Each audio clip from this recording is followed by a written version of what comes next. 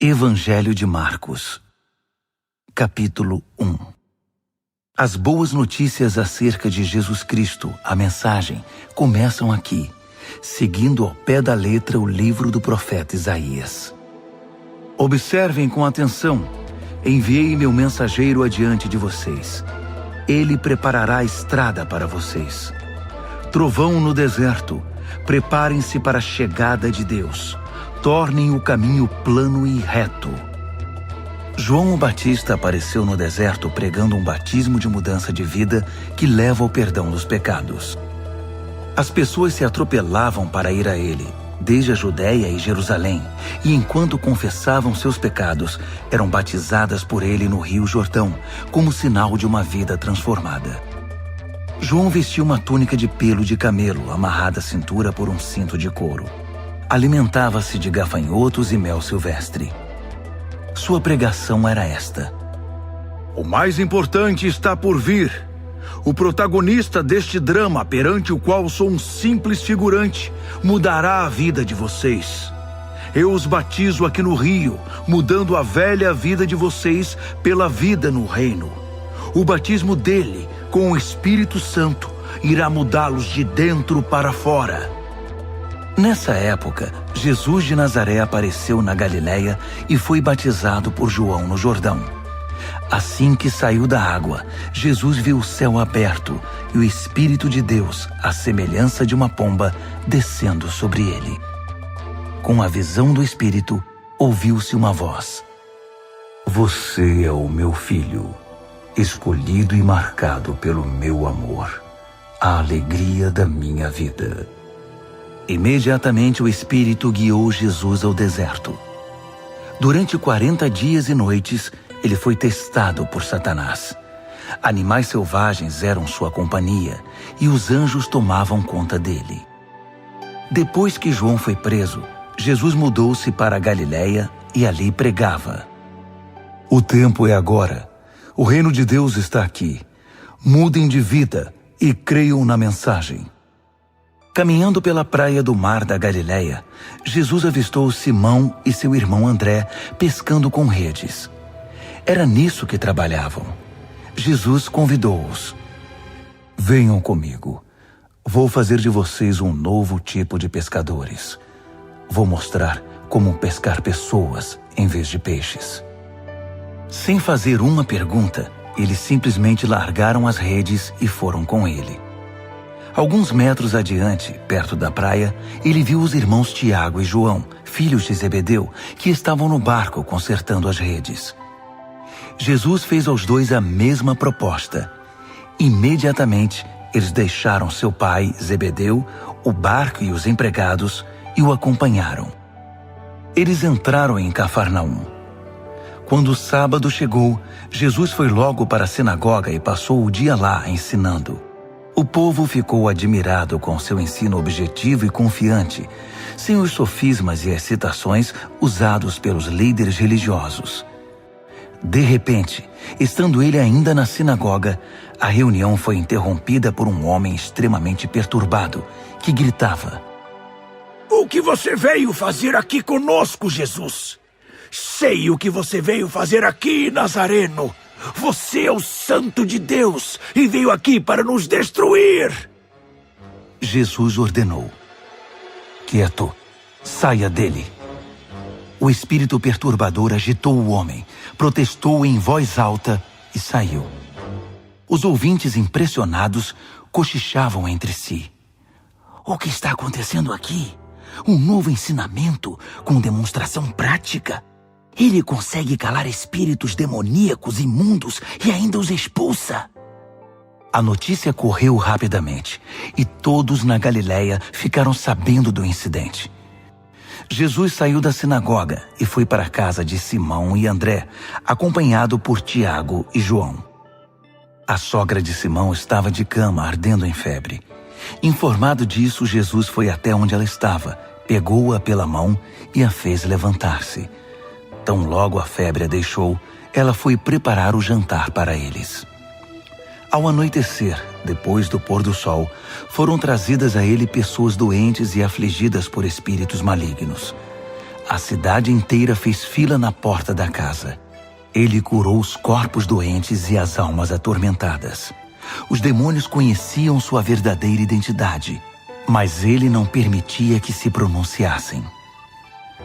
Ainda não havia amanhecido quando ele se levantou e retirou-se para orar num lugar isolado. Simão e os que estavam com ele foram procurá-lo. Eles o encontraram e disseram: Todos estão à tua procura? Jesus decidiu: Vamos a outras cidades, para que eu possa pregar ali também. Faz parte da minha missão. Assim, por toda a Galiléia, ele visitou sinagogas, que era um lugar de reunião, pregando e expulsando demônios. Um leproso aproximou-se dele, ajoelhou-se e implorou: Se o Senhor quiser, pode me purificar. Emocionado, Jesus estendeu a mão, tocou o leproso e disse: Quero, fique limpo. A lepra desapareceu na hora. A pele do homem ficou lisa e saudável. Jesus o despediu com ordens estritas: Não diga nada a ninguém. Apenas se apresente ao sacerdote e leve a oferta de purificação, como Moisés prescreveu, para validar a cura diante da comunidade. Mas assim que se afastou de Jesus, o homem saiu contando a cura que recebera, espalhando a notícia por toda a cidade. Jesus então passou a entrar na cidade de modo mais discreto, pois já não podia fazer isso publicamente. No entanto, ele logo foi encontrado, e o povo corria para ele, vindo de todos os lugares. Marcos, capítulo 2. Passados alguns dias, Jesus voltou para Cafarnaum, e a notícia de que ele havia voltado logo se espalhou. Uma multidão se formou, bloqueando a entrada da casa, de modo que ninguém podia entrar ou sair. Ele estava ensinando a palavra, quando 4 homens apareceram, carregando um paralítico. Eles não conseguiram entrar por causa da multidão. Por isso removeram parte do telhado e desceram um paralítico em sua maca. Impressionado com tanta fé, Jesus disse ao paralítico: Filho, eu perdoo seus pecados. Alguns líderes religiosos que estavam presentes começaram a cochichar entre si: Ele não pode falar assim. Que blasfêmia! Só Deus pode perdoar pecados. Jesus sabia o que eles estavam pensando e perguntou: Por que se mostram céticos? O que acham que é mais fácil? Dizer, eu perdoo seus pecados, ou levante-se, pegue sua maca e comece a andar? Pois bem, para que fique claro que sou o Filho do Homem e estou autorizado a fazer uma coisa e outra, voltou-se para o paralítico e ordenou: Levante-se, pegue sua maca e vá para casa. E o homem assim fez. Levantou-se, pegou sua maca e saiu andando diante de todos. Eles esfregaram os olhos, custando acreditar no que viam. Mas então louvaram a Deus. Nunca vimos nada igual! Jesus foi uma vez mais caminhar à beira-mar, e de novo uma multidão foi atrás dele para ouvir seu ensino. Caminhando, ele viu Levi, filho de Alfeu, que era cobrador de impostos. Jesus convidou: Venha comigo. Ele se levantou e passou a segui-lo. Mais tarde, Jesus e os discípulos estavam jantando na casa de Levi, e seus convidados eram pessoas de má reputação. Surpreendentemente, alguns deles se tornaram seguidores de Jesus. Os líderes religiosos e os fariseus, vendo Jesus na companhia daquela gente, foram tomar satisfação com os discípulos. Que exemplo ele está dando, andando com essa gente desonesta e essa ralé? Jesus escutou a crítica e reagiu. Quem precisa de médico? Quem é saudável ou quem é doente? Estou aqui para dar atenção aos de fora, não para mimar os da casa que se acham justos. Os discípulos de João e os discípulos dos fariseus tinham o costume de jejuar. Por isso, alguns foram perguntar a Jesus: por que os seguidores de João e os fariseus adotam a disciplina do jejum, mas os seus seguidores não? Jesus respondeu: numa festa de casamento, vocês não economizam no bolo nem no vinho, porque estão festejando. Depois, poderão até precisar economizar, mas não durante a festa. Enquanto o noivo e a noiva estão com vocês, é tudo alegria. Depois que os noivos forem embora, o jejum pode começar. Ninguém joga água fria na fogueira enquanto tem gente em volta. Essa é a vinda do reino. Ele continuou: ninguém corta um cachecol de seda para remendar uma roupa velha. Usa-se um remendo que combine. Ninguém guarda vinho em garrafas rachadas. Num sábado, Jesus atravessava uma plantação de cereal. Enquanto caminhavam, os discípulos descascaram algumas espigas. Os fariseus reclamaram com Jesus: seus discípulos estão quebrando as regras do sábado. Jesus reagiu: é mesmo? Vocês nunca leram o que Davi e seus companheiros fizeram quando estavam com fome? Ele entrou no santuário e comeu o pão fresco do altar na frente do sacerdote principal Abiatar, o pão santo que ninguém podia comer senão os sacerdotes, e o repartiu com os companheiros. Jesus acrescentou: o sábado foi feito para o nosso benefício.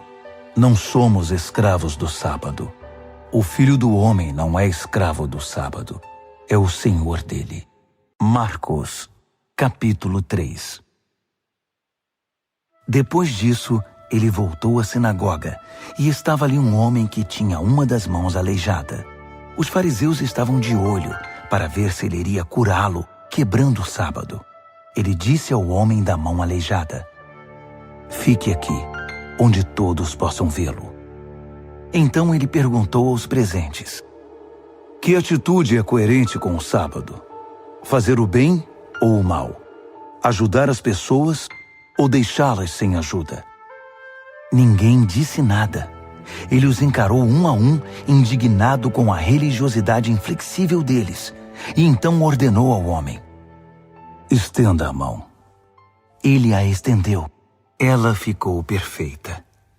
Os fariseus se retiraram imediatamente, discutindo como unir forças com os partidários de Herodes para acabar com Jesus. Jesus partiu com seus discípulos para o mar, só para sair dali. Mas uma multidão imensa foi atrás dele. Gente da Galiléia, da Judéia, de Jerusalém, da Idumeia, da região próxima do Jordão e das vizinhanças de Tiro e Sidom. Um mundaréu de gente desejosa de conhecer ao vivo aquele de quem tanto tinham ouvido falar. Ele recomendou aos discípulos que tivessem um barco preparado. Assim, não seria atropelado pela multidão. Pelo fato de ele haver curado muitas pessoas, todos os que sofriam de algum mal se acotovelavam para chegar o mais perto possível dele e tocá-lo.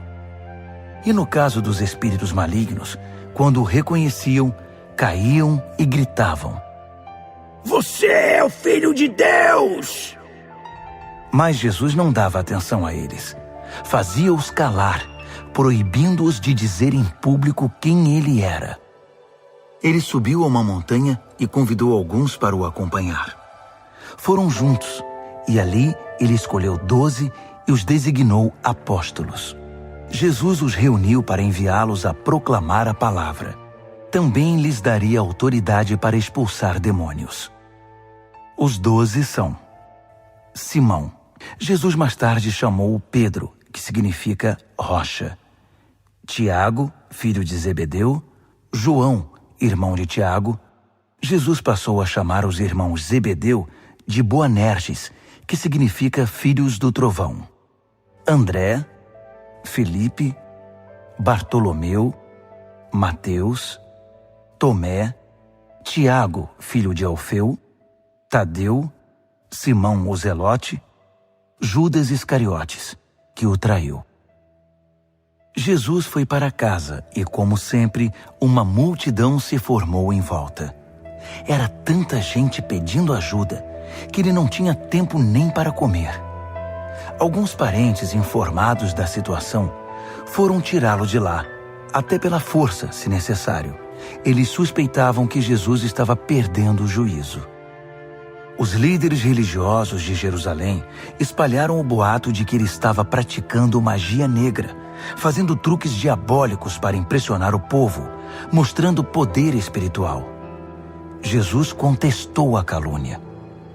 Faz sentido um demônio lutar contra outro demônio? Satanás expulsaria o próprio Satanás? Uma família que vive brigando se desintegrará.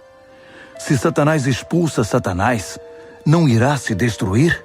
Acham que é possível, em plena luz do dia, entrar na casa de um homem forte e acordado e roubar seus bens sem amarrá-lo primeiro? Amarrem-no e então poderão roubá-lo. Faço aqui uma advertência. Não há nada dito ou feito que não possa ser perdoado. Mas se vocês persistirem nas calúnias contra o Espírito Santo de Deus, estarão deliberadamente rejeitando aquele que perdoa, rompendo relações com aquele que os sustenta. Ele fez essa advertência porque era acusado por eles de ter ligação com o maligno. Naquele momento, sua mãe e seus irmãos apareceram. Estando do lado de fora, mandaram um recado, dizendo que queriam falar com ele. Ele estava cercado pela multidão quando recebeu o recado. Sua mãe e seus irmãos estão lá fora à sua procura. Jesus respondeu: Quem vocês acham que são minha mãe e meus irmãos? Olhando ao redor para cada um dos que estavam sentados à sua volta, ele declarou: Estão bem aqui na frente de vocês. Esses são minha mãe e meus irmãos. Mais vale a obediência que laços de sangue. Quem faz a vontade de Deus é meu irmão, irmã e mãe. Marcos, capítulo 4. Ele voltou a ensinar à beira da praia. A multidão que se formou em torno dele era tão grande que ele entrou num barco perto da praia e assentou-se. Jesus usou o barco como púlpito, enquanto o povo se acotovelava perto da água. Ele ensinava por meio de histórias, muitas histórias. Ouçam, o que vocês acham? Um agricultor estava semeando. Enquanto fazia seu trabalho, algumas sementes caíram pelo caminho e aves as comeram. Outras caíram no meio dos pedregulhos. Brotaram rapidamente, mas não aprofundaram raízes. Com o calor do sol, secaram tão rapidamente quanto haviam brotado. Outras ainda caíram no meio das ervas daninhas. As sementes chegaram a brotar, mas foram sufocadas. Nenhuma sobreviveu. Por fim, algumas, porém, caíram em boa terra e floresceram, produzindo uma colheita que superou todas as expectativas. Vocês estão entendendo? Quando eles ficaram sozinhos, os que eram mais chegados a ele, além dos 12, pediram que ele explicasse a história. Ele disse: Vocês têm o privilégio de conhecer melhor o reino de Deus. Conhecem as suas verdades. Mas para aqueles que ainda não podem ver, tudo é dito por meio de histórias, a fim de guiá-los a discernimentos mais profundos. Essas pessoas são assim. Seus olhos estão abertos, mas não veem nada. Seus ouvidos estão abertos, mas não entendem uma palavra. Recusam-se a voltar-se para Deus para receber perdão. Ele continuou: Entenderam o objetivo da história? Todas as minhas histórias têm o mesmo propósito. O agricultor planta a palavra. Alguns são como a semente que cai à beira do caminho. Assim que ouvem a palavra, Satanás arranca o que foi plantado neles. Outros são como a semente que cai no meio dos pedregulhos. Ouvem a palavra e a recebem com grande entusiasmo. Mas assim como a palavra não cria raízes, a emoção passa ou surge alguma dificuldade, não sobra nada. A semente lançada no meio das ervas daninhas é aquele que ouve a mensagem do reino, mas é vencido pela preocupação, e pela ilusão de manter o que tem e de ganhar mais. A mensagem é sufocada e não sobra nada. A semente lançada na terra boa é a pessoa que ouve a palavra e a abraça, e a colheita supera todas as expectativas. Jesus continuou: alguém compra uma lâmpada para pôr debaixo do tanque ou debaixo da cama? O que se faz não é colocá-la numa prateleira? Nós não estamos guardando segredos, nós os estamos revelando. Não estamos escondendo nada, mas tornando público. Vocês estão entendendo? Ouçam bem o que estou dizendo. Fiquem atentos quando algum espertalhão ensinar que vocês podem vencer na vida por vocês mesmos. Dar é o caminho, não ganhar. Generosidade produz generosidade. A avareza empobrece. Então Jesus disse: o reino de Deus é como sementes lançadas num campo por um homem.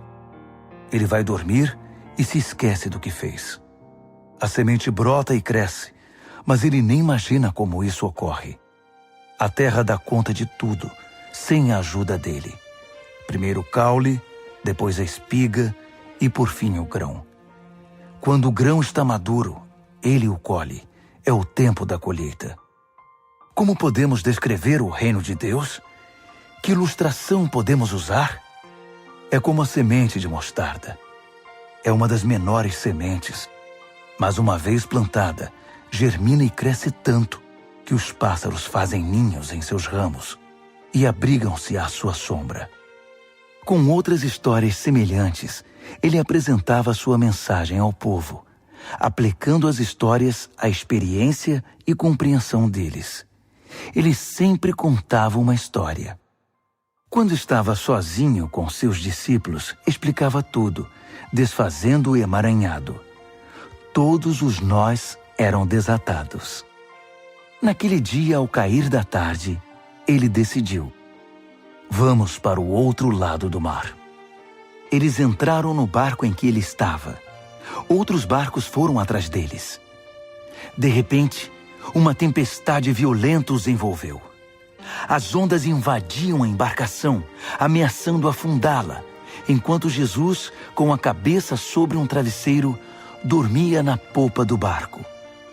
Os discípulos o acordaram, implorando: mestre, não vais fazer nada! Nós vamos morrer! Jesus acordou e ordenou ao vento que se acalmasse. Ele disse ao mar: quieto, sossegue. O vento virou brisa e o mar ficou em plena calmaria. Jesus repreendeu os discípulos: por que tanto medo? Vocês não têm fé? Eles estavam apavorados e confusos.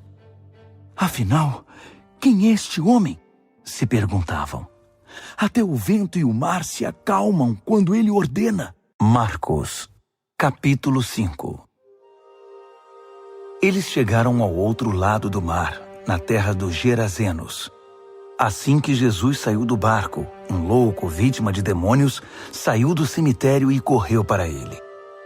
O homem vivia no meio das sepulturas. Ninguém conseguia prendê-lo. Era impossível acorrentá-lo ou amarrá-lo. Ele fora amarrado muitas vezes com cordas e correntes, mas quebrava as correntes e arrebentava as cordas. Ninguém era forte o bastante para subjugá-lo. Noite e dia, vagava entre as tumbas e pelas colinas, gritando e cortando o próprio corpo com pedras pontiagudas. Quando ele viu Jesus, correu na direção dele e curvou-se reverentemente. Depois, rugiu em protesto: o que queres comigo, Jesus, Filho do Deus Altíssimo? Em nome de Deus, não me perturbes. Jesus havia ordenado ao espírito maligno: fora, saia deste homem. Jesus perguntou: diga-me seu nome. Ele respondeu: meu nome é Multidão, pois somos muitos. Em desespero, implorou a Jesus que não o expulsasse daquela região. Uma grande manada de porcos estava pastando numa colina perto dali. Os demônios então suplicaram a Jesus: Manda-nos para os porcos. Permita que vivamos neles. Jesus permitiu. Mas aos porcos aconteceu pior do que ao homem. Enlouquecidos, correram, pularam de um penhasco, caíram no mar e se afogaram. Aterrorizados, os que cuidavam dos porcos saíram em disparada e contaram o incidente na cidade e na região. Todos queriam ver de perto o que havia acontecido. Eles encontraram Jesus e viram um louco assentado, usando roupas decentes e em perfeita saúde, não mais como alguém fora do juízo. Os que haviam presenciado a cena contaram aos outros o que acontecera ao endemoniado e aos porcos. No princípio, os curiosos ficaram impressionados. Depois, ficaram revoltados por causa dos porcos que haviam perdido e imploraram a Jesus que saísse dali e nunca mais voltasse. Jesus estava indo para o barco e o homem que fora liberto dos demônios pediu para acompanhá-lo, mas o mestre não o permitiu. Em vez disso, aconselhou: vá para casa, para seu povo. Conte-lhes o que o mestre, num gesto de misericórdia, fez por você. O homem voltou e, na área das 10 cidades, dava testemunho do que Jesus havia feito por ele. Ele se tornou o assunto da cidade. Após a travessia, uma imensa multidão formou-se à beira-mar. Um dos líderes da sinagoga, chamado Jairo, foi falar com Jesus. Ajoelhou-se diante dele e suplicou: Minha filhinha está à beira da morte. Vem comigo e impõe as mãos sobre ela para que melhore. Jesus foi com ele, e a multidão inteira os acompanhou, apertando-o e empurrando-o. Uma mulher que estava sofrendo de hemorragia havia 12 anos ouviu falar de Jesus. Muitos médicos haviam tratado dela, mas sem sucesso. Levaram todo o seu dinheiro e a deixaram pior que antes. Ela esgueirou-se por trás dele e tocou sua roupa. Ela pensava: basta eu tocar em sua roupa para ficar boa. No momento em que o tocou, a hemorragia parou. Ela pôde sentir a mudança. Sabia que estava livre daquele mal. No mesmo instante, Jesus sentiu que dele saíra poder. Voltou-se para a multidão e perguntou: quem tocou minha roupa? Os discípulos disseram: como assim? A multidão empurra e aperta de todo lado, e o Senhor quer saber quem o tocou? Mas ele insistiu, olhando ao redor para ver quem o tocara. A mulher, sabendo o que havia acontecido e que o havia tocado, tremendo de medo, ajoelhou-se diante dele e contou toda a história. Jesus lhe disse: filha, você se arriscou por causa da sua fé e agora está curada. Tenha uma vida abençoada. Seja curada da sua doença. Enquanto ele ainda falava, algumas pessoas chegaram da casa do líder da sinagoga e informaram: sua filha morreu. Por que continuar incomodando o mestre? Ouvindo o que diziam, Jesus tranquilizou o homem: não dê atenção a eles. Apenas confie em mim. Ele não permitiu que ninguém fosse com ele, exceto Pedro, Tiago e João. Entraram na casa, abrindo caminho entre os fofoqueiros, sempre ávidos por uma novidade, e pelos vizinhos que haviam trazido comida. Jesus foi ríspido com eles. Por que todo esse falatório e essa choradeira sem sentido? A criança não está morta, está dormindo. As pessoas na casa zombavam dele, achando que ele não sabia o que estava dizendo. Contudo, Jesus dispensou todos eles, chamou o pai e a mãe da criança e seus companheiros e entrou no quarto da menina.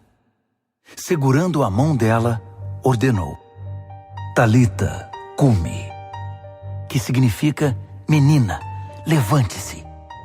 Ela se levantou e começou a andar. A menina tinha 12 anos de idade.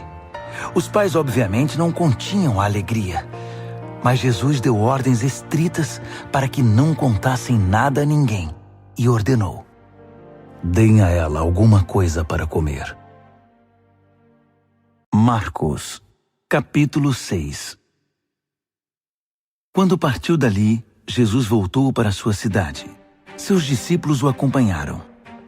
No sábado, ele começou a ensinar na sinagoga. Os ouvintes ficaram impressionados. Ele é muito bom, comentavam. De onde vem tanta sabedoria, tanta capacidade? Perguntavam-se. Não demorou, porém, já estavam falando mal dele. Ora, ele é apenas um carpinteiro, o filho de Maria. Nós o conhecemos desde menino. Conhecemos também seus irmãos, Tiago, José, Judas e Simão, e suas irmãs. Quem ele pensa que é? Mesmo sem conhecê-lo direito, eles o desprezavam. Jesus declarou: um profeta só não é importante em sua terra e em sua família, nas ruas em que brincou quando criança. Jesus não pôde fazer muita coisa ali. Impôs as mãos sobre uns poucos doentes e os curou. Nada mais. Não pôde vencer a resistência deles. Assim, decidiu visitar as outras cidades, ensinando o povo.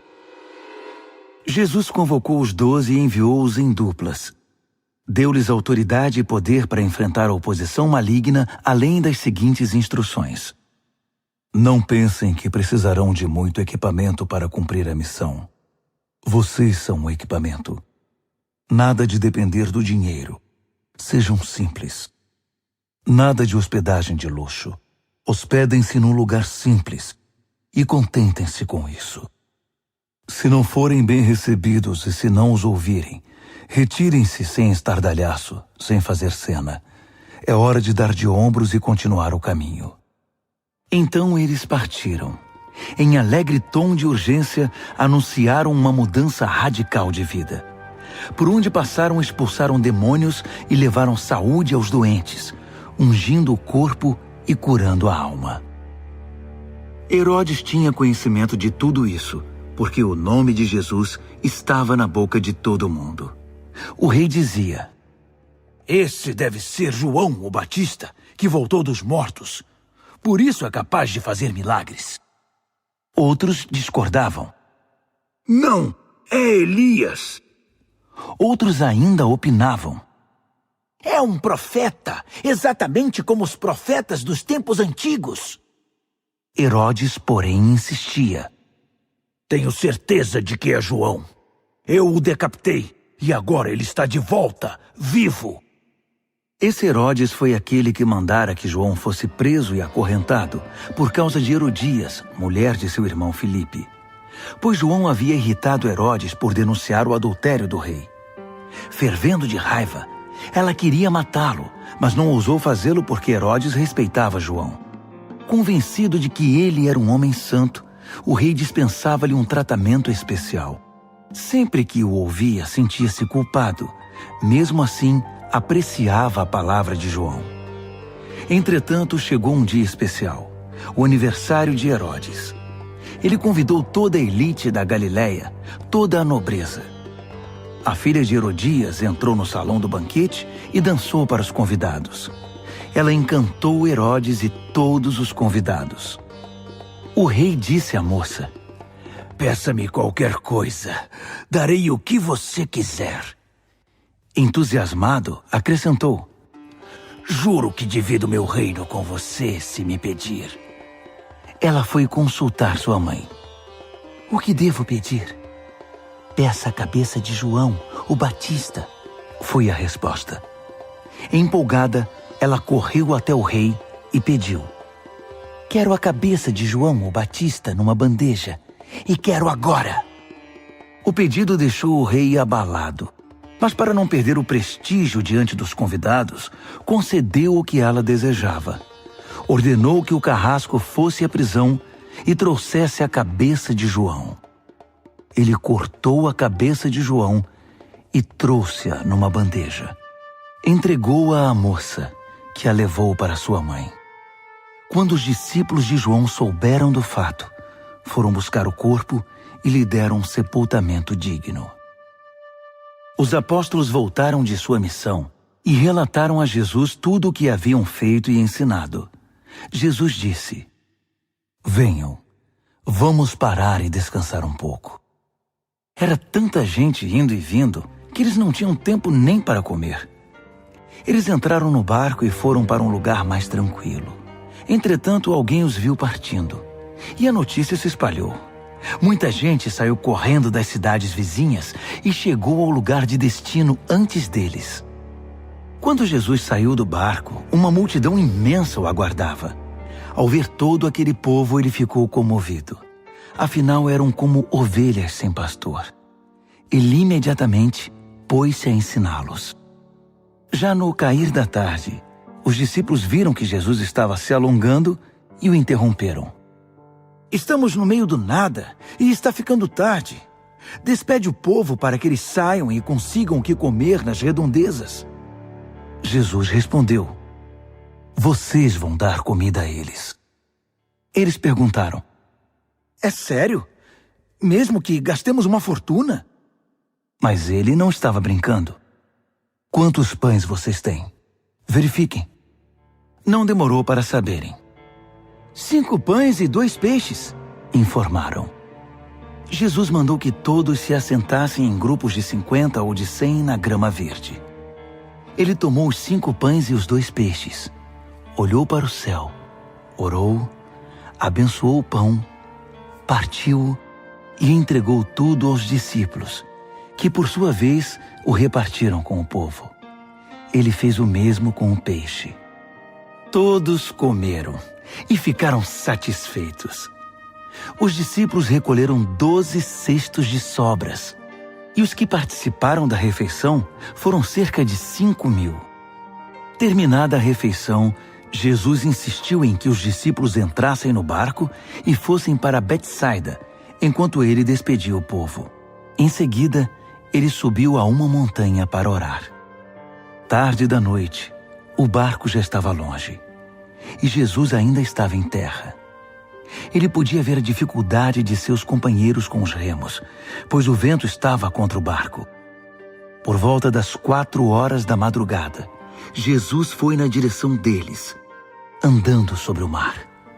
E quando se aproximou e eles o viram, pensaram que fosse um fantasma e gritaram apavorados. Jesus tratou de tranquilizá-los. Calma, sou eu. Não tenham medo. Assim que ele entrou no barco, o vento cessou. Eles ficaram perplexos, coçando a cabeça e tentando entender tudo o que havia acontecido. Não haviam entendido o que ele fizera na hora da refeição. Estavam com o coração endurecido. Concluíram a travessia, ancoraram o barco em Genezaré e lá o deixaram. Assim que pisaram em terra, a notícia rapidamente se espalhou. O povo correu até onde eles estavam, trazendo doentes em macas. Para onde quer que ele fosse, aldeia, cidade ou rota de comércio, os doentes eram levados até um local público. Eles imploravam que Jesus lhes permitisse tocar pelo menos na orla de sua roupa. E todos que a tocavam eram curados. Marcos, capítulo 7. Os fariseus e alguns líderes religiosos, vindos de Jerusalém, reuniram-se à volta dele para reclamar que os discípulos dele eram negligentes com as purificações rituais antes das refeições. Os fariseus e judeus em geral jamais participariam de uma refeição sem primeiro proceder ao ritual da lavagem das mãos, principalmente se tivessem chegado da feira, para não mencionar como limpavam canecas, panelas e outras vasilhas. Os fariseus e os líderes religiosos perguntaram: por que seus discípulos desrespeitam as leis, fazendo as refeições sem lavar as mãos? Jesus reagiu: Isaías estava certo a respeito de enganadores como vocês. Ele acertou em cheio. Esse povo faz um grande show, dizendo as coisas certas, mas o coração deles não está nem aí para o que dizem. Fazem de conta que me adoram, mas é tudo encenação. Eles me usam apenas como desculpa para ensinar o que se adapta ao seu gosto, alterando o mandamento de Deus e sempre adotando modismos. Ele continuou: que conveniente, não? Vocês se livram do mandamento de Deus para seguir os modismos religiosos sem serem incomodados. Moisés disse claramente: respeitem seu pai e sua mãe. Disse também: Quem desrespeitar o pai ou a mãe será morto. Mas vocês driblam um mandamento, alegando que é perfeitamente aceitável dizer ao pai ou à mãe: vou ofertar a Deus a ajuda financeira que eu deveria dar a vocês. Assim, vocês se livram da obrigação que têm para com os pais. Vocês anulam a palavra de Deus e a trocam por suas próprias regras. Vocês são especialistas nesse tipo de coisa. Dirigindo-se à multidão, ele acrescentou: ouçam agora, todos vocês. Prestem bastante atenção. Não é o que vocês comem que contamina a vida. É o que sai de vocês. Essa é a verdadeira contaminação. Ele voltou para casa depois de falar à multidão e seus discípulos disseram: não entendemos. O Senhor poderia nos explicar? Jesus respondeu: vocês também? Será que não entendem? Não sabem que o que se come não pode contaminar ninguém? Pois o que se come não vai para o coração, mas para o estômago. É digerido e depois é eliminado. Com isso, Jesus desafiou as minuciosas leis dietéticas dos judeus, afirmando que todos os alimentos podem ser comidos. Ele continuou: o que contamina é o que sai da pessoa. É do coração que vomitamos maus pensamentos, obscenidade, imoralidade, roubo, assassinato, adultério, cobiça, depravação, engano, bebedice, olhar maldoso, calúnia, arrogância, insensatez. Essa é a verdadeira contaminação. Dali, Jesus partiu e foi para os arredores de Tiro. Entrou numa casa para não ser encontrado, mas a notícia de sua chegada se espalhou. Ele estava dentro de casa quando uma mulher, cuja filha era perturbada por um espírito maligno, ficou sabendo de sua presença ali. Ela se ajoelhou aos seus pés, implorando ajuda. A mulher era grega, cirofenícia de nascimento, e pediu que ele curasse sua filha. Ele disse: espere sua vez. Os filhos devem ser alimentados primeiro. Se sobrar alguma coisa, os cães poderão comer. Ela foi rápida. Entendo, mestre, mas os cães não comem das migalhas que os filhos deixam cair? Jesus ficou impressionado. Tem razão. Vá para casa. Sua filha não está mais perturbada. A aflição demoníaca se foi. Ela foi para casa e encontrou a filha tranquila na cama, livre daqueles tormentos. Ele deixou a região de Tiro e voltou para o mar da Galileia, passando por Sidom e pelo distrito das 10 cidades. Algumas pessoas trouxeram um homem que não podia ouvir nem falar e pediram a Jesus que impusesse as mãos sobre ele. Jesus tocou nos ouvidos do homem e passou-lhe um pouco de saliva na língua. Então orou, suspirou profundamente e ordenou: Efatá, abra-se. E assim aconteceu. O homem ouvia e falava perfeitamente. Jesus ordenou que mantivessem o fato em segredo, mas eles, entusiasmados, não paravam de falar no assunto. Diziam: Ele faz tudo muito bem. Faz até o surdo ouvir e o mudo falar. Marcos, capítulo 8. Foi na mesma ocasião que Jesus outra vez se viu diante de uma multidão faminta. Ele chamou seus discípulos e disse: Estou com o coração partido por causa desta gente. Há 3 dias estão comigo e não tenho o que comer. Não posso mandá-los embora com fome. Vão acabar desmaiando no caminho. Alguns vieram de muito longe. Os discípulos perguntaram: Mas onde vamos encontrar comida suficiente para todos neste lugar deserto? Jesus perguntou: Quantos pães vocês têm? 7 pães, informaram. Jesus então mandou que o povo se assentasse. Depois de ter dado graças, tomou os 7 pães, partiu-os e entregou-os aos discípulos para que os repartissem com o povo. Havia também alguns peixes. Ele abençoou os peixes e ordenou aos discípulos que os repartissem de igual modo. Todos comeram à vontade, e foram necessários 7 grandes cestos para recolher as sobras. E os que participaram da refeição foram cerca de 4.000. Depois de despedir a multidão, Jesus entrou no barco com os discípulos e foram para Dalmanuta. Quando chegaram, os fariseus vieram pressioná-lo para que ele desse uma prova de quem era. Desafiado, Jesus perguntou: por que esta geração pede um sinal milagroso como garantia? A verdade é que vocês não terão sinal nenhum. Dali ele voltou para o barco e dirigiu-se para o outro lado do mar. Os discípulos, porém, esqueceram-se de levar pão, exceto por um pedaço. Aproveitando a oportunidade, Jesus aconselhou-os: fiquem de olho no fermento dos fariseus e dos partidários de Herodes. Pensando que ele os repreendia por haverem esquecido o pão, começaram a culpar um ao outro. Percebendo o que se passava, Jesus perguntou: por que estão discutindo por haverem esquecido o pão? Não entenderam ainda? Não conseguem perceber? Não se lembram dos 5 pães que demos aos 5.000? Quantos cestos de sobras vocês recolheram? Eles responderam: 12. E dos 7 pães para os 4.000? Quantos cestos de sobras vocês recolheram? 7. Ele perguntou: ainda não entendem?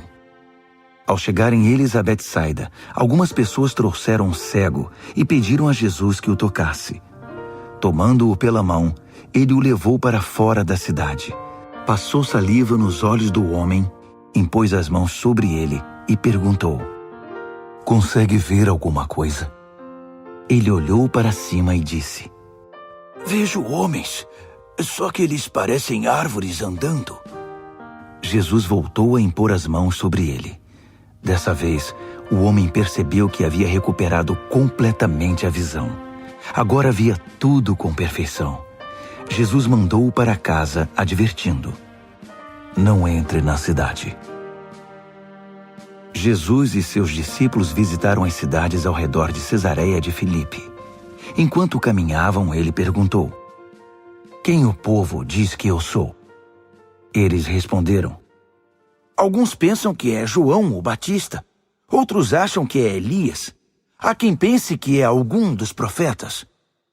Ele insistiu: e vocês, quem acham que eu sou?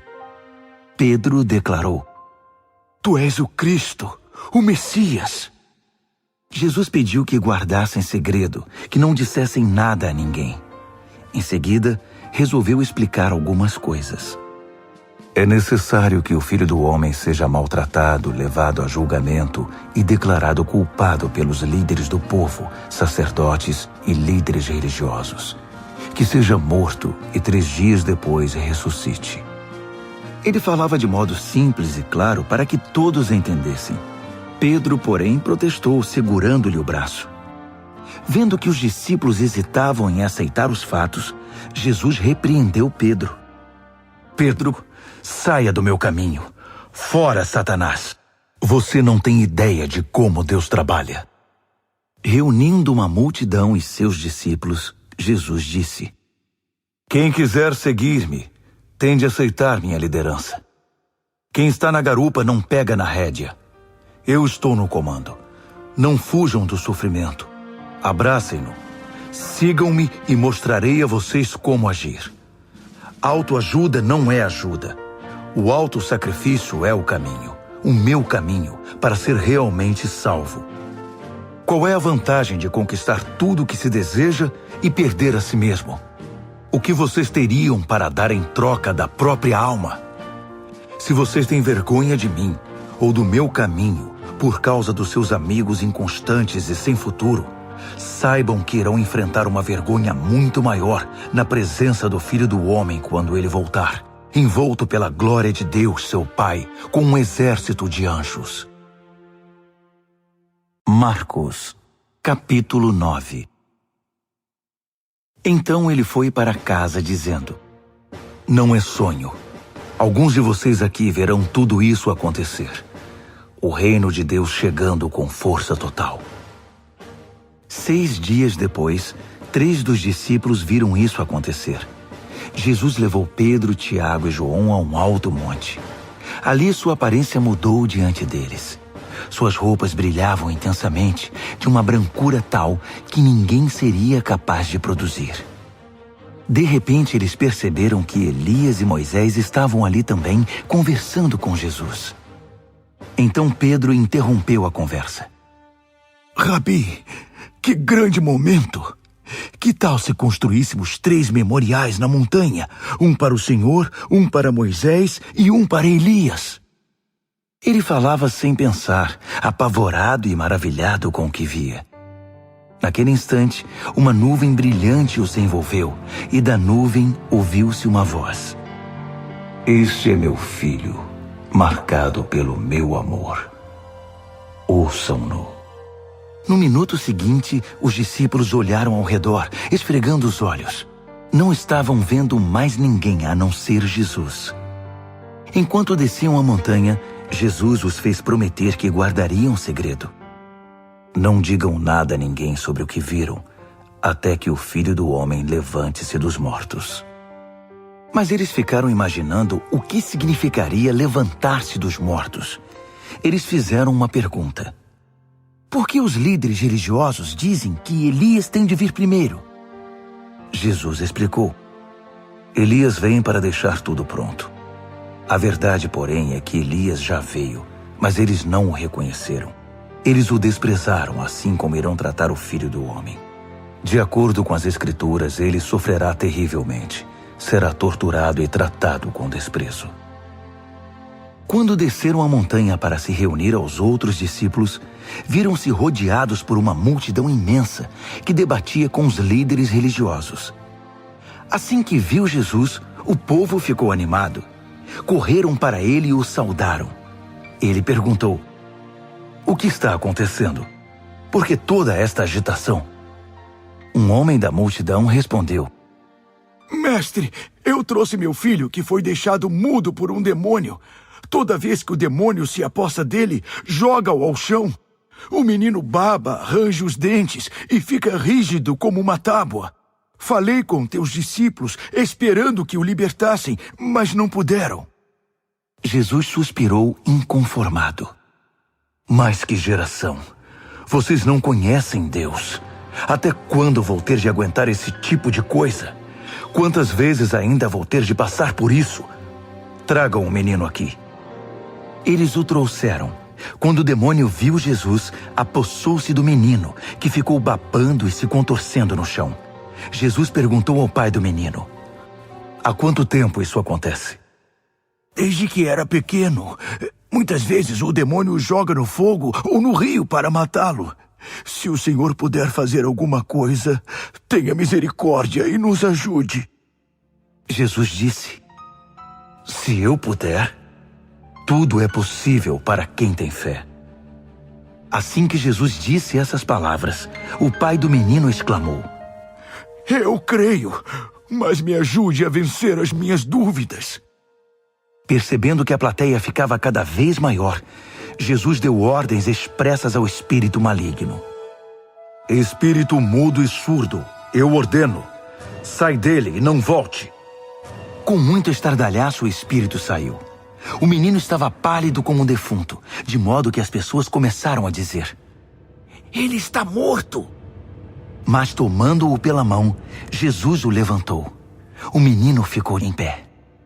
Depois que chegaram a casa, os discípulos perguntaram a Jesus: por que não podemos expulsar o demônio? Ele respondeu: não há outro meio de se livrar desse tipo de demônio, a não ser com oração. Saindo dali, viajaram pela Galileia. Jesus não queria que ninguém soubesse de seu paradeiro, pois queria ensinar seus discípulos.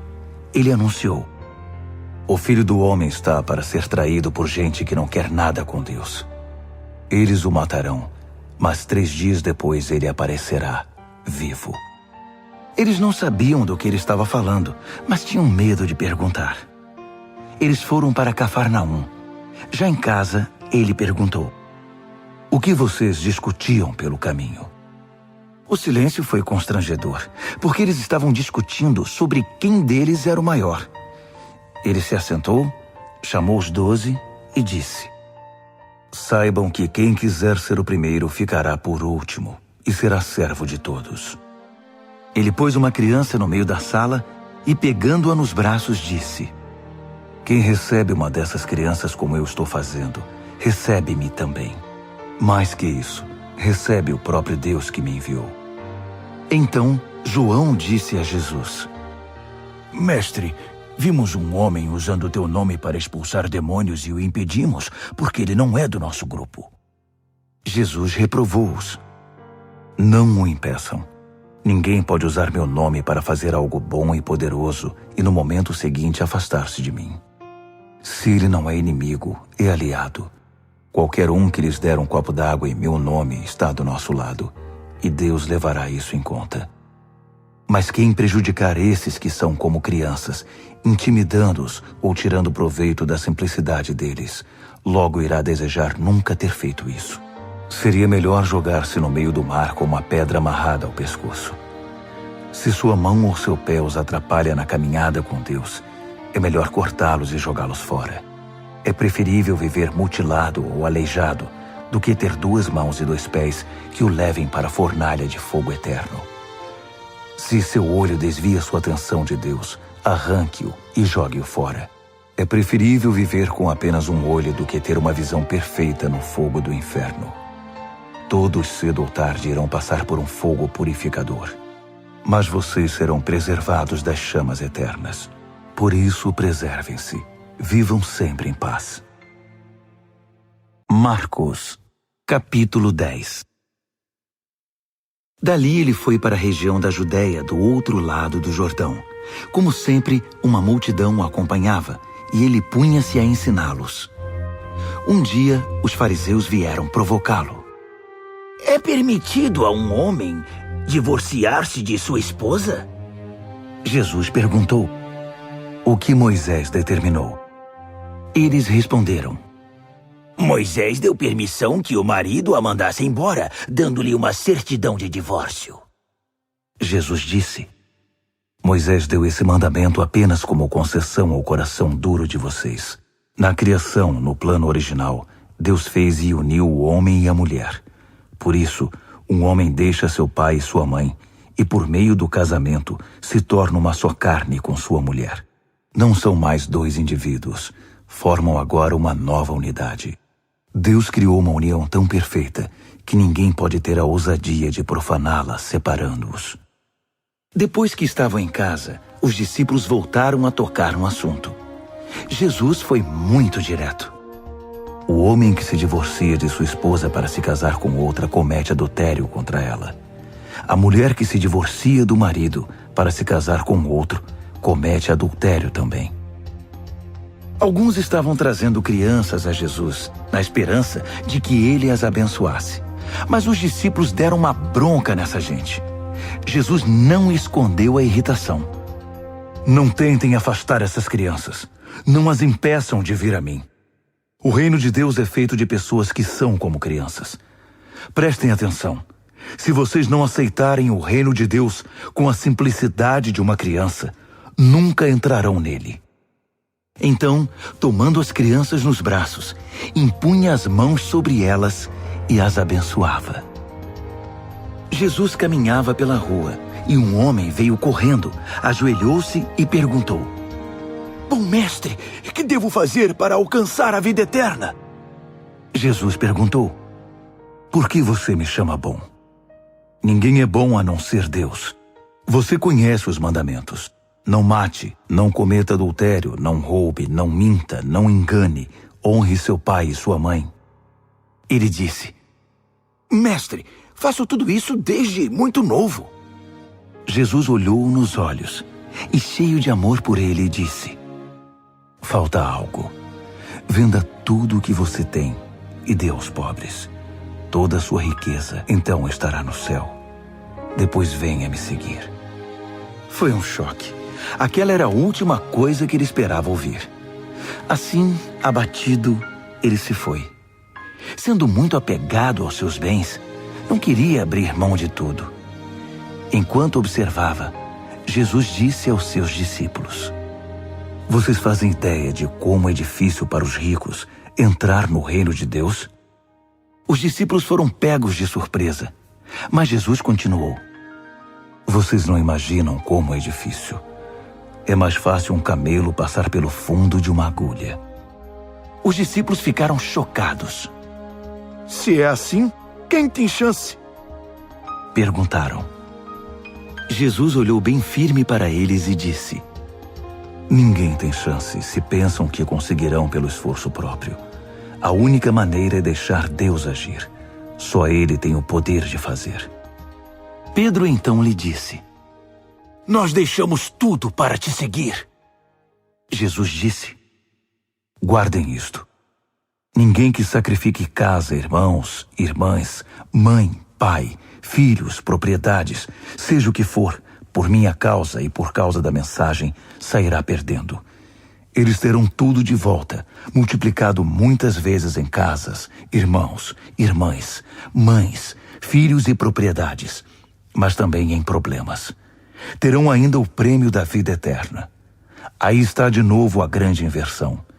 Muitos primeiros serão últimos, e muitos últimos primeiros. De volta à estrada, eles foram para Jerusalém. Jesus ia adiante, e eles o seguiam, confusos e um pouco amedrontados. Ele chamou os 12 e disse: Ouçam-me com atenção. Estamos a caminho de Jerusalém. Quando chegarmos lá, o Filho do Homem será entregue aos mestres da lei e aos líderes religiosos. Eles irão condená-lo à morte. Eles o entregarão aos romanos, que irão zombar dele, cuspir nele, torturá-lo e matá-lo. Mas depois de 3 dias, ele se levantará vivo. Tiago e João, filhos de Zebedeu, foram falar com Jesus. Mestre, queremos que o Senhor faça algo por nós. Verei se posso fazer. Eles pediram: Permite que tenhamos os lugares de maior honra na tua glória, um à tua direita e outro à esquerda. Jesus disse: Vocês não fazem ideia do que estão pedindo. Vocês são capazes de beber do cálice que estou para beber e de receber o batismo que estou para receber? Sem dúvida, disseram eles. Por que não? Jesus disse: Pensem nisto. Vocês vão mesmo beber o cálice que eu bebo e ser batizados com o meu batismo. Mas quanto aos lugares de honra, não é comigo. Isso já está decidido. Os outros 10 ouviram a conversa e ficaram indignados com Tiago e João. Então Jesus os reuniu para consertar a situação. Ele disse: Vocês já devem ter notado como o poder sobe a cabeça dos governantes deste mundo, que logo se tornam tiranos. Vocês não devem agir assim. Quem quiser ser o maior deve se tornar servo. Quem quiser ser o primeiro deve se tornar escravo. É o que o Filho do Homem faz. Ele veio para servir, não para ser servido, e para dar a própria vida para salvar muita gente. Depois de passarem algum tempo em Jericó, Jesus saiu da cidade, seguido pelos discípulos e por uma multidão. E um mendigo cego chamado Bartimeu, filho de Timeu, estava sentado à beira do caminho. Quando ele soube que Jesus o Nazareno passava por ali, começou a gritar: Filho de Davi! Jesus! Misericórdia! Tem misericórdia de mim! Muitos tentaram fazê-lo calar, mas ele gritava ainda mais alto: Filho de Davi! Tem misericórdia de mim! Jesus parou e ordenou: Tragam-no aqui. Eles foram chamá-lo. Hoje é o seu dia. Ele está chamando você. Levante-se. Jogando longe sua capa, ele ficou em pé e foi até Jesus. Jesus perguntou: O que você quer de mim? O cego respondeu: Senhor, eu quero ver. Siga seu caminho. Sua fé salvou e curou você, disse Jesus. No mesmo instante, ele recuperou a visão e seguia Jesus estrada fora. Marcos, capítulo 11. Quando se aproximaram de Jerusalém, à altura de Betfagé e Betânia, perto do Monte das Oliveiras, Jesus enviou 2 discípulos com estas instruções: Vão à aldeia que está adiante. Ali encontrarão um jumentinho amarrado. Ele nunca foi montado. desamarrem-no e tragam-no aqui. Se alguém perguntar o que vocês estão fazendo, digam: o Senhor precisa dele, mas vai devolvê-lo. Eles foram e encontraram um jumentinho numa rua, amarrado a um portão. Eles o desamarraram, mas alguns dos que estavam ali perguntaram: por que estão desamarrando o jumentinho? Os discípulos responderam exatamente como Jesus os instruíra, e não foram mais incomodados. Assim, levaram o jumentinho e puseram suas capas sobre ele, e Jesus o montou. Muitos estendiam seus mantos pela estrada, dando a Jesus uma recepção de rei. Alguns lançavam seus mantos na rua, outros espalhavam ramos que haviam cortado nos campos. Havia muita gente por todo lado gritando: Hosana! Bendito é o que vem em nome de Deus! Bendito o reino do nosso pai Davi que está chegando! Hosana nos altos céus! Ele entrou em Jerusalém e foi para o templo. Parou ali para observar o movimento, mas como era tarde, voltou para Betânia com os 12. No dia seguinte, depois que saíram de Betânia, ele sentiu fome. No caminho avistou uma frondosa figueira. Aproximou-se dela para encontrar figos, mas não achou nada além de folhas. Não era a época de figos. Ele disse à árvore: nunca mais alguém comerá dos seus frutos. E os discípulos ouviram. Chegando a Jerusalém, entraram no templo, e Jesus começou a expulsar todos os que faziam comércio ali. Ele derrubou as mesas dos agiotas e as bancas dos vendedores de pombas. Também não permitiu que ninguém mais passasse carregando cestos pelo recinto sagrado. Ele explicou suas ações com o seguinte texto: minha casa foi designada casa de oração para as nações, mas vocês a transformaram em ponto de encontro de ladrões. Ao tomar conhecimento desses fatos, os principais sacerdotes e os líderes religiosos decidiram que era a hora de se livrar dele. Estavam em pânico, porque o povo se mostrava encantado com os seus ensinamentos. À noite, Jesus e seus discípulos deixaram a cidade. Pela manhã, andando pela estrada, eles viram a figueira. Estava seca até a raiz. Lembrando-se do que acontecera no dia anterior, Pedro disse: Mestre, olha, a figueira que amaldiçoaste ficou seca. Jesus foi direto: assumam de fato o seu compromisso com Deus, e nada será difícil para vocês. Aquela montanha, por exemplo, basta ordenar sem dúvida ou hesitação: pule no mar, e ela obedecerá. Absolutamente tudo, do pedido menor ao maior, que vocês incluírem na oração, será atendido, se vocês de fato confiarem em Deus. E quando orarem, lembrem-se de que não se trata apenas de pedir. Se vocês têm algo contra alguém, perdoem. Só então o Pai Celestial de vocês perdoará os seus pecados. De volta a Jerusalém, eles caminhavam pelo templo. Então os principais sacerdotes, os líderes religiosos e os líderes do povo exigiram: mostre-nos suas credenciais. Quem deu a você autoridade para falar e agir desse modo? Jesus respondeu: primeiro respondam a uma pergunta. Se a responderem, também responderei a sua. No caso do batismo de João, quem o autorizou? Deus ou os homens? Digam-me. Eles ficaram numa situação difícil e sabiam disso. Confusos, cochichavam entre si. Se dissermos Deus, ele vai perguntar por que não acreditamos nele. Se dissermos os homens, estamos em apuros, porque o povo tinha João na conta de profeta. Decidiram então dar a vitória a Jesus dessa vez. Não sabemos, responderam. Jesus concluiu: então também não vou responder à pergunta de vocês. Marcos, capítulo 12. Em seguida, Jesus começou a lhes contar algumas histórias. Um homem plantou uma vinha, cercou-a, fez um tanque de espremer uvas, construiu uma torre de vigilância, arrendou-a aos lavradores e saiu em viagem. Quando chegou a época da colheita, ele enviou um empregado para receber sua parte nos lucros. No entanto, os lavradores o agarraram, espancaram e mandaram embora de mãos vazias. Ele mandou outro empregado que também foi agredido e humilhado. Depois enviou outro, que foi assassinado. O mesmo aconteceu com muitos outros. Uns foram agredidos, outros assassinados. Restava apenas um que podia ser enviado, seu filho amado. Já quase sem esperanças, decidiu enviar o próprio filho, pensando: meu filho eles vão respeitar. Mas os lavradores perceberam a oportunidade. Esfregaram as mãos cheios de cobiça e disseram: esse é o herdeiro.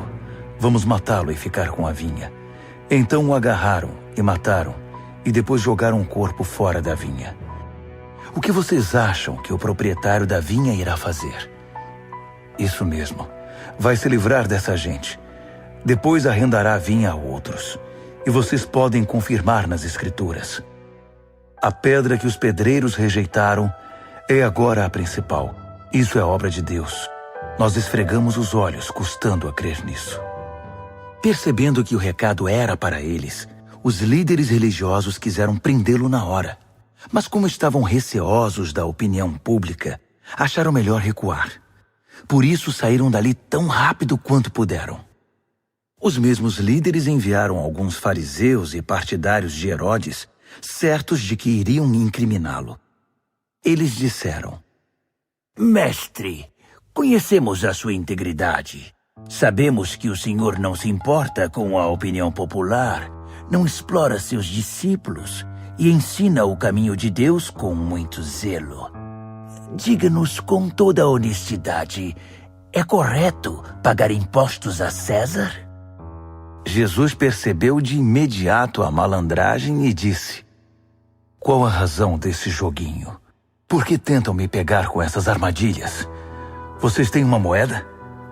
Deixe-me vê-la. Eles lhe entregaram uma moeda. Quem é este que aparece na moeda? Que nome está gravado nela? César, disseram. Jesus concluiu: deem a César o que lhe pertence, e deem a Deus o que lhe é devido. Eles ficaram de boca aberta, sem saber o que responder. Alguns saduceus, o grupo que nega a ressurreição, perguntaram a Jesus: mestre, Moisés escreveu que se um homem morre sem filhos, o irmão dele é obrigado a se casar com a viúva e ter filhos com ela. Pois bem, havia 7 irmãos. O primeiro casou-se e morreu sem filhos. O segundo casou-se com a viúva. Ele morreu, mas também não teve filhos. O mesmo aconteceu com o terceiro. De fato, os 7 se casaram com ela, mas nada de filhos. Por fim, a mulher morreu. A pergunta é esta: na ressurreição, de quem ela será esposa? Afinal, ela foi casada com cada um deles. Jesus respondeu: vocês estão raciocinando errado e vou dizer por quê. Primeiro, não conhecem as Escrituras. Segundo, não sabem como Deus atua. Depois da ressurreição, o casamento já não mais existirá. Assim como os anjos, toda a nossa atenção estará em Deus. Com respeito à ressurreição dos mortos, vocês nunca leram as Escrituras? Vejam que Deus, de dentro da sarça, disse a Moisés: eu sou. Não eu era o Deus de Abraão, o Deus de Isaque e o Deus de Jacó. O Deus vivo é o Deus dos vivos, não dos mortos. Portanto, vocês não sabem de nada. Um dos líderes religiosos, depois de acompanhar os debates e perceber como Jesus era incisivo em suas respostas, fez uma pergunta: qual é o mais importante de todos os mandamentos? Jesus respondeu: o primeiro em importância é o seguinte: ouça, Israel, o Senhor seu Deus é único. Ame o Senhor seu Deus com toda a paixão, toda a fé, toda a inteligência e todas as forças. E o segundo é: ame o próximo como a você mesmo. Não há nenhum outro mandamento que se compare a esses. Um líder religioso disse: Que resposta maravilhosa, mestre. Tão lúcida e precisa. Deus é único e não há outro. Devemos amá-lo com toda paixão, inteligência e forças e amar ao próximo como a nós mesmos. Isso é melhor que qualquer oferta ou sacrifício. Quando Jesus percebeu como aquele homem era sábio, comentou: Você está quase lá, quase no reino de Deus. A partir daquele momento, ninguém mais ousou fazer perguntas a Jesus. Enquanto ensinava no templo, Jesus perguntou: Como podem os líderes religiosos ensinar que o Messias é filho de Davi, quando todos sabemos que Davi, inspirado pelo Espírito Santo, disse: Deus disse ao meu Senhor: Assente-se aqui ao meu lado direito até que eu faça dos seus inimigos um descanso para os pés. Davi declara que o Messias é seu mestre. Como pode, então, o Messias ser também seu filho? A multidão estava maravilhada com o que ouvia. Ele continuou a ensinar: Cuidado com os líderes religiosos. O prazer deles é ostentar títulos acadêmicos, receber elogios publicamente, desfrutar posições de destaque e assentar-se nos lugares principais durante o serviço religioso. Além disso, o tempo todo eles exploram os fracos e indefesos. Quanto mais oram, pior fica a situação deles. Mas no fim, eles irão pagar por tudo isso. Assentado atrás de um gasofilácio, ele observava o povo depositar dinheiro na hora da coleta. Os ricos faziam ofertas voltosas, mas uma viúva pobre aproximou-se e ofertou 2 pequenas moedas, uns míseros centavos. Jesus chamou os discípulos em particular e comentou: A verdade é que essa viúva pobre deu uma oferta maior que a dos demais. Todos os outros deram do que não precisavam. Ela fez uma extravagância, algo que não podia fazer. Deu tudo o que possuía. Marcos, capítulo 13. Jesus saía do templo quando um dos discípulos chamou sua atenção. Mestre, olhe essas pedras, essas construções. Jesus disse: Vocês estão impressionados com essa arquitetura grandiosa? Tudo isso será um monte de ruínas, até a última pedra. Mais tarde, enquanto ele estava sentado no Monte das Oliveiras, num local de onde podia avistar o templo, Pedro, Tiago, João e André foram conversar com ele. Quando essas coisas vão acontecer? Que sinal teremos de que tudo caminha para um desfecho? Jesus explicou: Cuidado com os falsos profetas do fim dos tempos. Muitos líderes com identidade falsa alegarão: Eu sou o Messias. Eles vão enganar muita gente. Quando ouvirem falar de guerras e ameaças de guerra, não entrem em pânico. Serão notícias comuns, não um sinal do fim. Haverá cada vez mais guerras entre as nações e conflitos entre os líderes. Em vários lugares haverá terremotos e fome. Mas tudo isso é nada comparado com o que está por vir. Fiquem atentos, pois vocês serão levados aos tribunais, e tudo irá de mal a pior. Vocês serão torturados, e todos perseguirão os que levam o meu nome. Vocês serão postos como sentinelas da verdade. A mensagem tem de ser pregada em todo o mundo. Quando traírem vocês e os levarem aos tribunais, não se preocupem com o que dizer. Quando chegar o momento, digam o que estiver no coração. O Espírito Santo dará testemunho por intermédio de vocês. Haverá irmão matando irmão, pai matando filho, filho matando os pais. Todos odiarão vocês por causa do meu nome. Fiquem firmes. Isso é necessário. Fiquem firmes até o fim.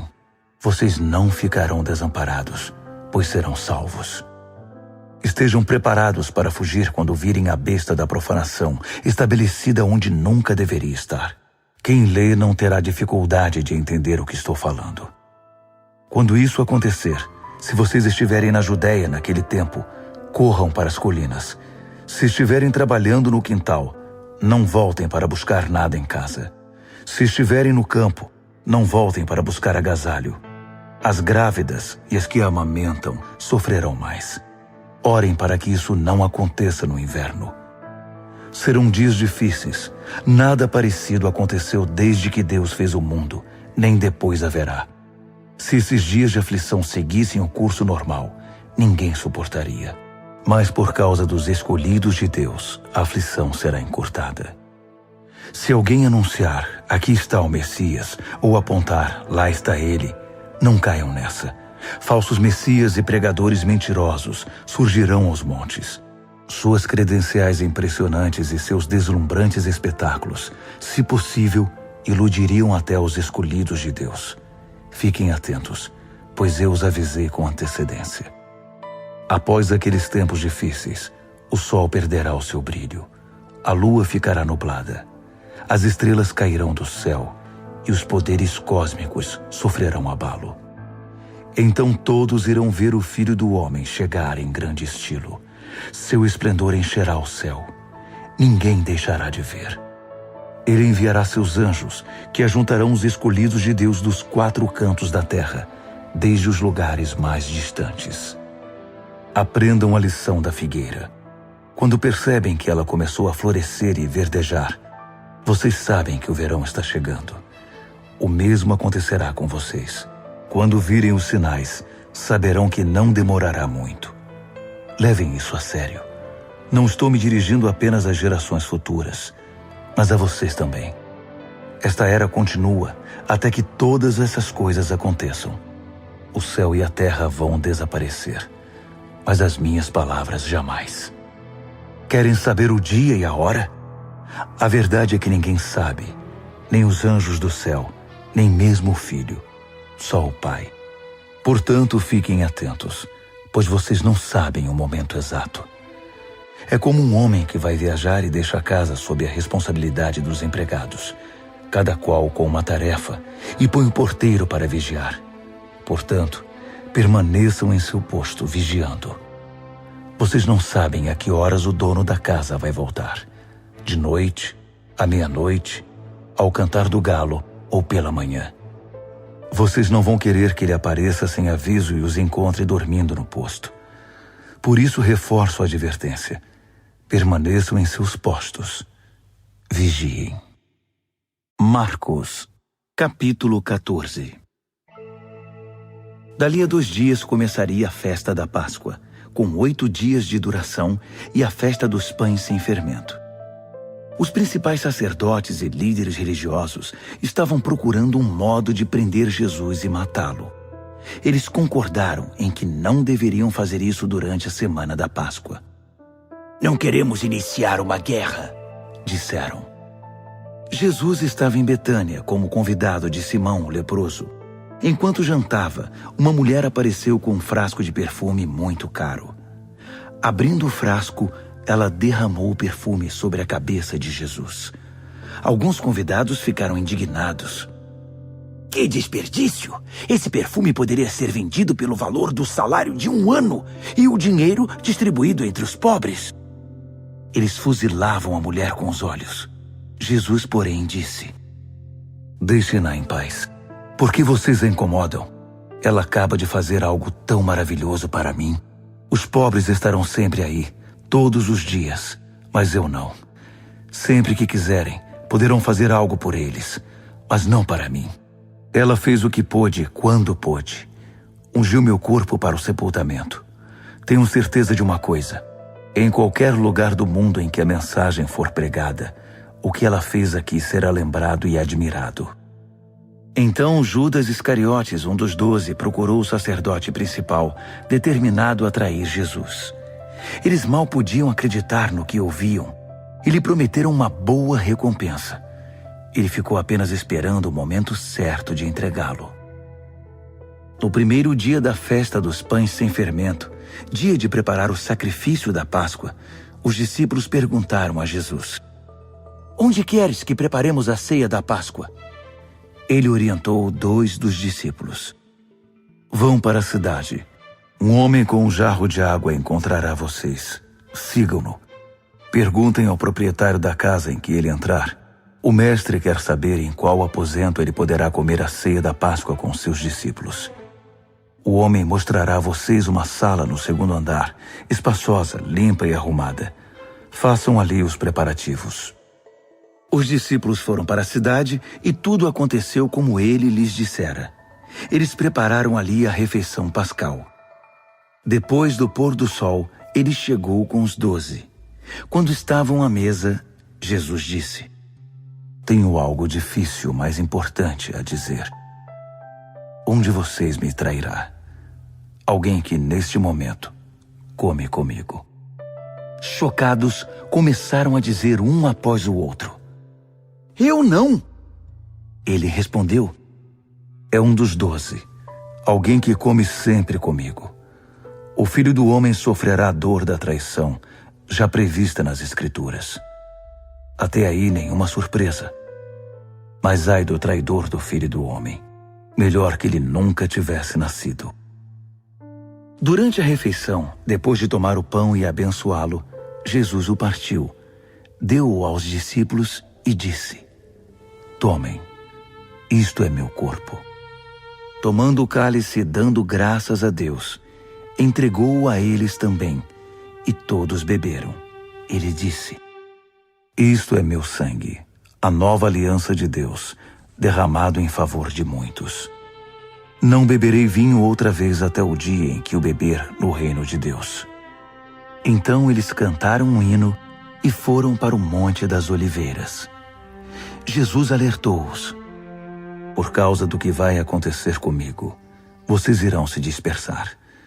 Isso é para cumprir um texto das Escrituras que diz: Vou ferir o pastor, e as ovelhas ficarão desorientadas. Mas depois que eu ressuscitar, irei adiante de vocês para a Galileia. Mas Pedro, todo afoito, declarou: Ainda que todo mundo fuja, eu não fugirei. Jesus respondeu: Não tenha tanta certeza. Ainda esta noite, antes que o galo cante 2 vezes, você vai me negar 3 vezes. Pedro protestou, falando sem pensar: Ainda que eu tenha de morrer contigo, jamais te negarei. Todos os outros disseram o mesmo. Então eles foram para um jardim chamado Getsêmani. Jesus disse aos discípulos: Fiquem aqui, enquanto vou orar mais adiante. Levando consigo Pedro, Tiago e João, ele mergulhou em grande agonia e declarou: A tristeza que sinto é uma tristeza de morte. Fiquem aqui e vigiem comigo. Indo um pouco mais adiante, prostrou-se no chão e orou: Paizinho, Pai, Tu podes me livrar. Afasta este cálice de mim. Mas, por favor, não seja o que eu quero, mas sim o que Tu queres. Quando voltou aos discípulos, encontrou os 3 dormindo e disse a Pedro: Simão, você veio para dormir? Não pode aguentar nem 1 hora? Fiquem atentos. Orem sempre para que não caiam em tentação antes mesmo de perceber o perigo. Uma parte de você está disposta a fazer qualquer coisa por Deus, mas a outra parte simplesmente não reage. Depois disso, voltou ao seu lugar e fez a mesma oração. Retornando mais uma vez, ele os encontrou dormindo. Eles simplesmente não conseguiam manter os olhos abertos e não tinham nem como se desculpar. Ele voltou pela 3ª vez e disse: Vocês vão dormir a noite toda? Minha hora chegou. O Filho do Homem está prestes a ser traído e entregue nas mãos dos pecadores. Levantem-se. Vamos. O traidor chegou. Ele mal acabou de falar e Judas, do grupo dos 12, apareceu, acompanhado por um bando de maus elementos enviados pelos principais sacerdotes, líderes religiosos e demais líderes. Eles traziam espadas e paus. O traidor havia combinado um sinal com eles. Aquele a quem eu beijar é o procurado. Prendam-no. Não o deixem fugir. Ele foi direto a Jesus e o beijou, dizendo: Mestre. Os homens então o prenderam com muita brutalidade. Mas um dos que estavam com Jesus desembainhou a espada e atacou o servo do sacerdote principal, cortando-lhe a orelha. Mas Jesus reagiu: O que é isto? Vieram me buscar com espadas e paus, como se eu fosse um bandido perigoso. Dia após dia estive ensinando no templo, e vocês nunca moveram um dedo contra mim. Vocês acabam de confirmar os escritos proféticos. Nessa hora, todos os discípulos já haviam fugido. Um jovem seguia o grupo de longe. Tudo que ele trazia sobre o corpo era um lençol. Alguns daqueles homens tentaram agarrá-lo, mas ele escapou. Fugiu nu, deixando o lençol para trás. O grupo que prendeu Jesus levou-o ao sacerdote principal, que estava reunido com os principais sacerdotes, líderes do povo e líderes religiosos. Pedro os seguira a uma distância segura. Quando chegaram ao pátio do sacerdote principal, ele se misturou com os servos e foi se aquecer perto da fogueira. Os principais sacerdotes, conspirando com o concílio judaico, tentavam achar acusações contra Jesus para condená-lo à morte. Não encontraram nada. Muitos davam falso testemunho, mas um depoimento contradizia o outro.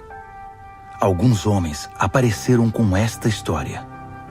Nós o ouvimos dizer: vou derrubar o templo, construído com tanto esforço, e em 3 dias construirei outro, sem ao menos erguer a mão. Mesmo assim, não havia plena concordância entre os relatos. Nesse momento, o sacerdote principal levantou-se e perguntou a Jesus: O que você tem a dizer dessa acusação? Jesus não deu resposta. O sacerdote principal insistiu, mudando a pergunta. Você é o Messias, o Filho do Deus bendito? Jesus foi direto. Sim, eu sou, e você mesmo verá. O Filho do Homem assentado à direita do Todo-Poderoso, vindo nas nuvens do céu. Nessa hora, o sacerdote principal perdeu a compostura. Rasgando a própria roupa, gritou: Ouviram isso? Acham que precisamos de mais testemunhas? Vocês testemunharam a blasfêmia. Vão deixar que isso fique assim? Por unanimidade, eles o condenaram, e foi sentença de morte. Alguns começaram a cuspir nele. Vendaram-lhe os olhos e batiam nele, provocando. Quem bateu em você? Profetize! Os guardas levaram-no dali, sem interromper o espancamento. Enquanto isso, Pedro estava no pátio. E aconteceu que uma das empregadas do sacerdote principal, vendo Pedro se aquecer ali, olhou para ele e disse: Você estava com Jesus, o Nazareno? Mas ele negou. Não sei do que você está falando. Quando ele passou pelo pórtico, um galo cantou. A moça apontava para ele e dizia aos que estavam por ali: Ele é um deles, tenho certeza. E Pedro negou mais uma vez. Pouco depois, as pessoas ali começaram a insistir. Você tem de ser um deles. Está na cara que você é Galileu. Então Pedro ficou muito nervoso e jurou: Nunca vi esse homem de quem vocês estão falando. Na mesma hora, o galo cantou pela segunda vez. Pedro lembrou-se do que Jesus dissera: Antes que o galo cante 2 vezes, você vai me negar 3 vezes. Sem se conter, desabou a chorar.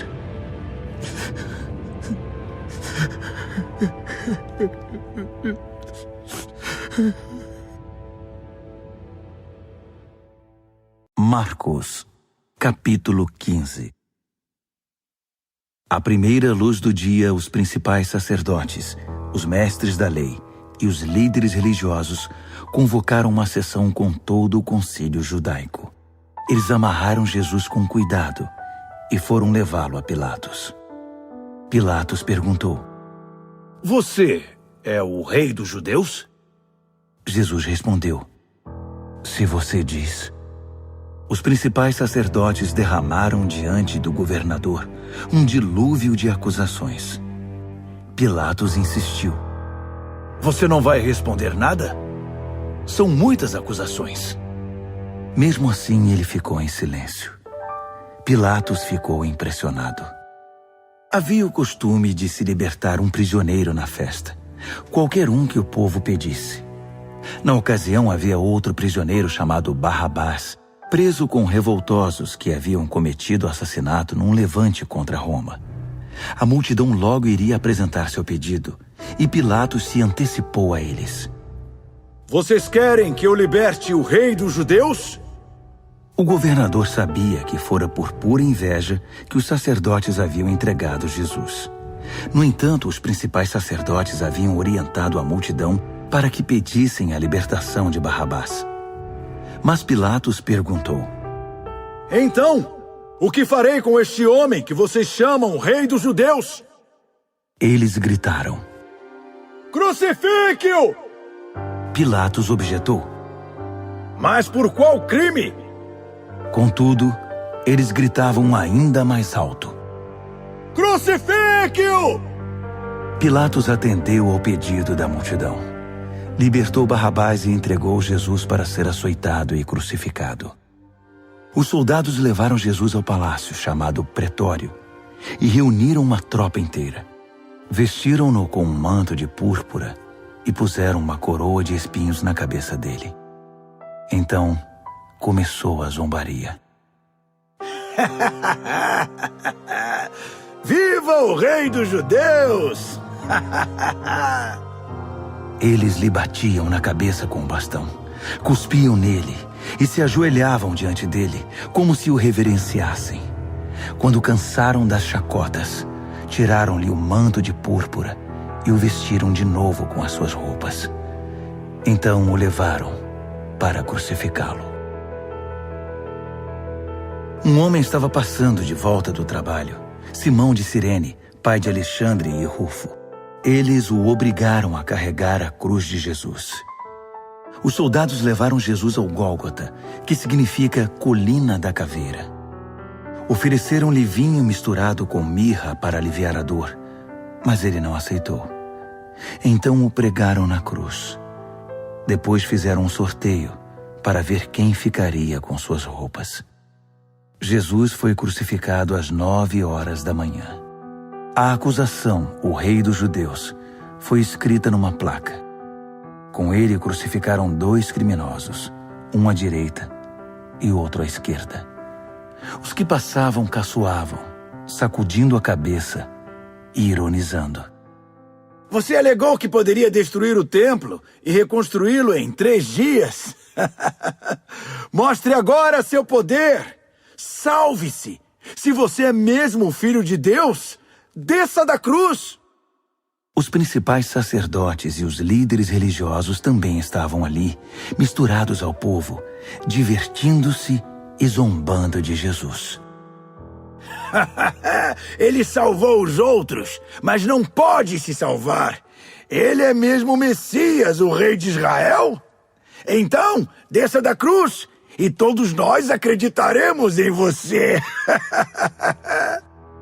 Até os que estavam crucificados com ele participavam da zombaria.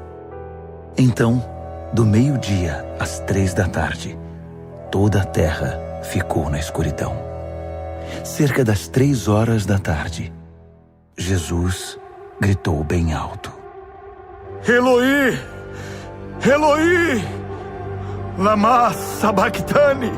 Que quer dizer: meu Deus, por que me abandonaste? Alguns dos que viram aquilo o ouviram e disseram: Ele está chamando Elias. Um deles correu, pegou uma esponja mergulhada em vinagre e ergueu-a numa haste e deu-o de beber a Jesus e disse: Vamos ver se Elias vem para tirá-lo daí. E depois de um grito de dor, Jesus deu seu último suspiro. Naquele instante, a cortina do templo rasgou-se ao meio, de alto a baixo. Quando o capitão da guarda viu que Jesus já não respirava mais, exclamou: Ele era o Filho de Deus. Algumas mulheres observavam à distância. Entre elas Maria Madalena, Maria, mãe do jovem Tiago e de José, e Salomé. Quando Jesus estava na Galileia, elas o seguiam e serviam e tinham vindo com ele para Jerusalém. Mais tarde, sendo o dia da preparação, isto é, a véspera do sábado, apareceu José de Arimateia, membro respeitado do concílio judaico. Ele aguardava com expectativa a vinda do reino de Deus. Enchendo-se de coragem, procurou Pilatos e pediu o corpo de Jesus. Pilatos duvidou que ele tivesse morrido tão rapidamente e mandou o capitão verificar se Jesus estava de fato morto. Com a garantia do capitão, ele entregou o corpo a José. José havia comprado um lençol de linho. Depois, envolveu o corpo e o depositou no túmulo que havia escavado na rocha. Pôs uma grande pedra na entrada. Maria Madalena e Maria, mãe de José, observaram o sepultamento. Marcos, capítulo 16. Passado o sábado, Maria Madalena, Maria, mãe de Tiago e Salomé trouxeram especiarias para embalsamar Jesus. Na manhã de domingo, assim que o sol raiou, elas foram ao túmulo. Estavam preocupadas e diziam umas às outras: "Quem irá rolar a pedra do túmulo para nós?" Ao chegar, elas descobriram que a pedra já havia sido rolada. Era uma pedra muito grande. Elas se aproximaram e viram um jovem vestido de branco, assentado à direita. Ficaram muito assustadas. Então, ele lhes disse: "Não tenham medo. Sei que vocês procuram Jesus, o Nazareno, aquele que foi crucificado. Ele ressuscitou. Não está mais aqui. Vejam vocês mesmas que o lugar está vazio. Agora podem ir. Digam aos discípulos dele e a Pedro que ele vai adiante de vocês para a Galileia. Vocês o verão lá, exatamente como ele disse." Elas saíram o mais rápido que puderam, nervosas e ainda um tanto atordoadas. Amedrontadas, não disseram nada a ninguém. Depois de ressuscitar, Jesus apareceu bem cedo, na manhã de domingo, para Maria Madalena, a quem havia libertado de 7 demônios. Ela procurou os antigos companheiros na fé, chorando, e deu a notícia a eles. Quando ouviram que ele estava vivo e que ela o tinha visto, não acreditaram nela.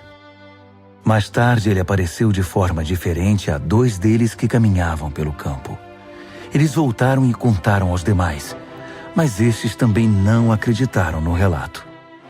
Depois disso, quando os 11 estavam jantando, ele apareceu e os repreendeu severamente pela incredulidade, pois se recusavam a acreditar nos que o tinham visto ressuscitado. Então, ele ordenou: "Saiam pelo mundo. Vão a toda parte e anunciem a mensagem com as boas notícias de Deus para todos. Quem crer e for batizado está salvo.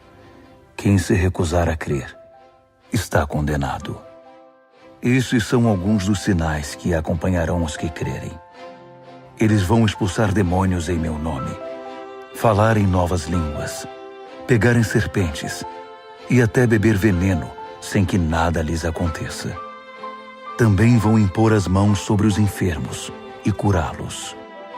Então o Senhor Jesus, depois de orientá-los, foi elevado ao céu e assentou-se ao lado de Deus no lugar da mais alta honra. Os discípulos saíram por toda parte pregando. O Senhor trabalhava com eles, confirmando a mensagem com provas inquestionáveis.